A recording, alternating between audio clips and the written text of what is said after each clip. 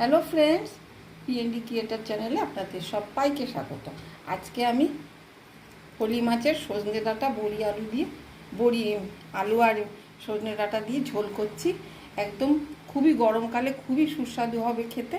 তাহলে চলুন রেসিপিটা শুরু করি। রেসিপিটা প্রথম থেকে শেষ পর্যন্ত দেখুন।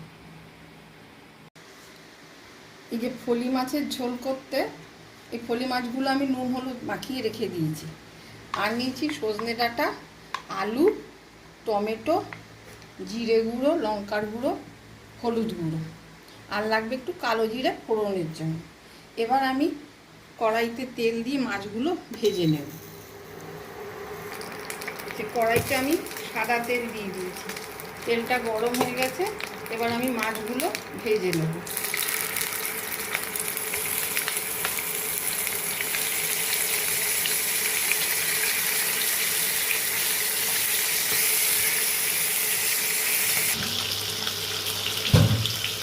মাছগুলো ভাজা হয়ে গেছে, এবার আমি তুলে নেব।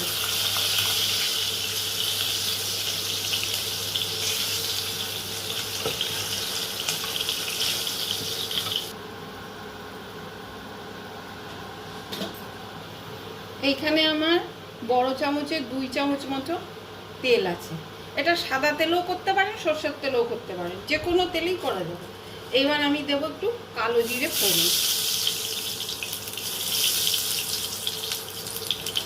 তারপরে এই সজনে ডাঁটা, আলু আর টমেটো সব একবারে দিয়ে দেবো।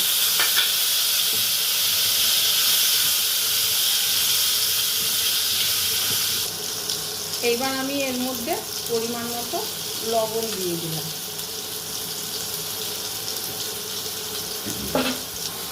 এই যে মশলাটা রেখেছিলাম, এইটা ওই যে জিরে, বড় চামচের 1 চামচ জিরে, ছোট চামচের 1 চামচ লঙ্কার গুঁড়ো আর অল্প হলুদ গুঁড়ো। এইবার আমি এটাকে জলে গুলে দিয়ে দেবো।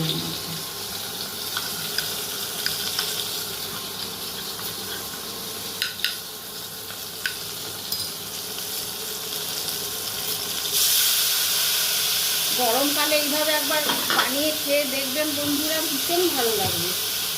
খুব হালকা, খুব বানানো সহজ।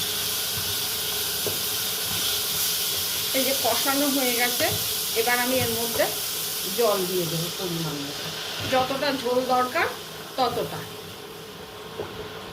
দিয়ে ফুটতে দেবো। এরমভাবে একবার সজনে ডাঁটা আলু দিয়ে ফলি মাছটা করে দেখবেন, গরমকালে ভীষণ ভালো লাগবে। আর খুবই সহজ বানানো, একদম সহজ। একটুখানি আছে,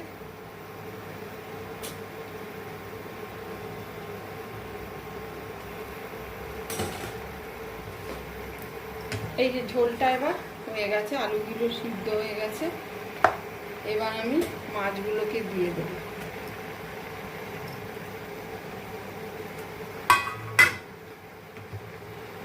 দিয়ে একটু ফুটিয়ে নামিয়ে দেব।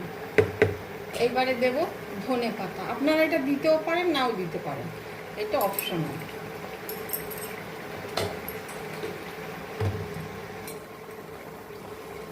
যেটা আবার হয়ে গেছে, এটা আমি এখন নামাবো। এই যে ফলি মাছের সজনে ডাঁটা আলু দিয়ে ঝোল হয়ে গেছে। এইটা গরমকালে খেতে খুবই ভালো লাগবে, একদম কম মশলা ছাড়া কম তেলে।